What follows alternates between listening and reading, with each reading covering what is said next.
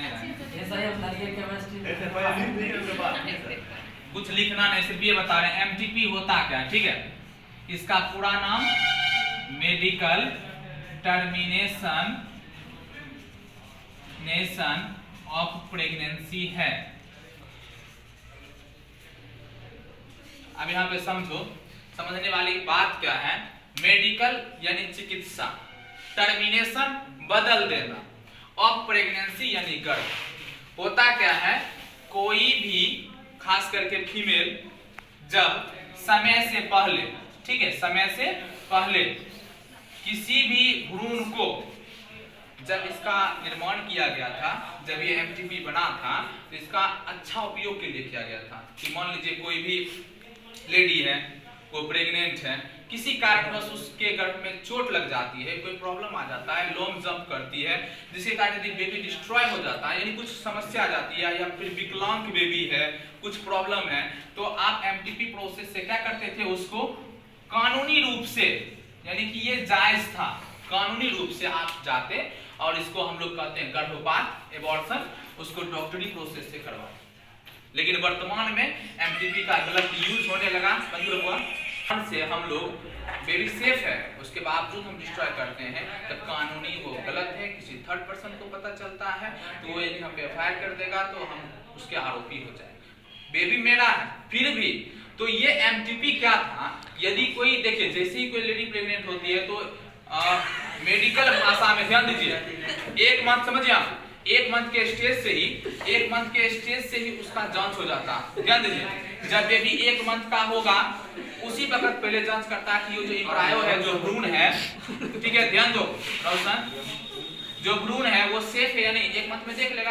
Doctor फिर second month बुलाता है कि देखता है कि ये भ्रूण फिर ठीक है या नहीं है, फिर देखता है ये हेल्दी है, फिर ठीक है। अब मान लीजिए पता चलता है ये जो भ्रूण है ये जुड़वा रूप ले रहा है, कहने का मतलब दोनों का बॉडी टच है, तो उस कंडीशन में क्या करता है, देख लेता है कि ये फ्यूचर में बेबी जन्म लेने के पश्चात भी ये किसी मतलब कार्य लायक नहीं रख पाएगा या फिर प्रॉब्लम क्रिएट होगा, तो उसको क्या करता है, उसी वक्त नष्ट कर देता है। वही क्रिया क्या कहलाती है, एमटीपी कहलाती है।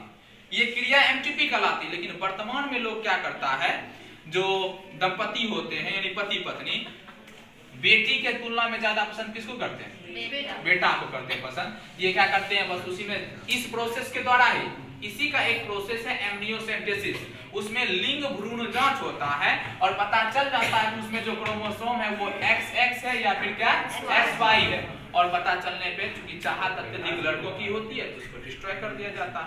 अब इसमें ध्यान दीजिए, अब एमटीपी में पूछा है कि सुरक्षित काल क्या है। मान लीजिए कोई लेडी है या फिर बच्चों के बीच में गैपिंग चाहती है, तो वो क्या करेगी, इसका सुरक्षित अवधि है 20 सप्ताह, ठीक है। एक मंथ में कितना होता है, एक मंथ में कितना, 4, तो इसको नॉर्मली जो है 3 मंथ तक लिया गया, 4 12, ठीक है, 12 सप्ताह। लेकिन अधिकतम 20 सप्ताह तक उस बेबी को नष्ट किया जा सकता है सेफली, इसलिए उस अवधि को हम लोग क्या कहते हैं, सुरक्षित अवधि या सुरक्षित या सेफ पीरियड कहते हैं, ठीक है, उस अवधि को।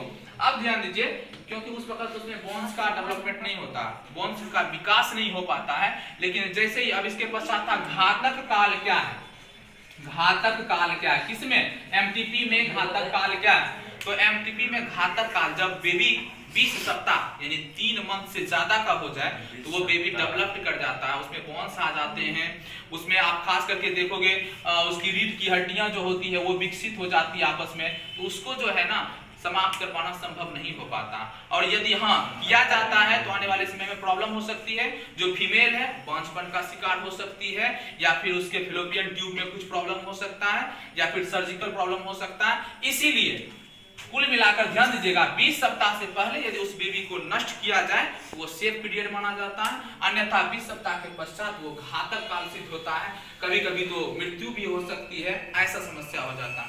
एमटीपी क्लियर हो गया, समझ गए।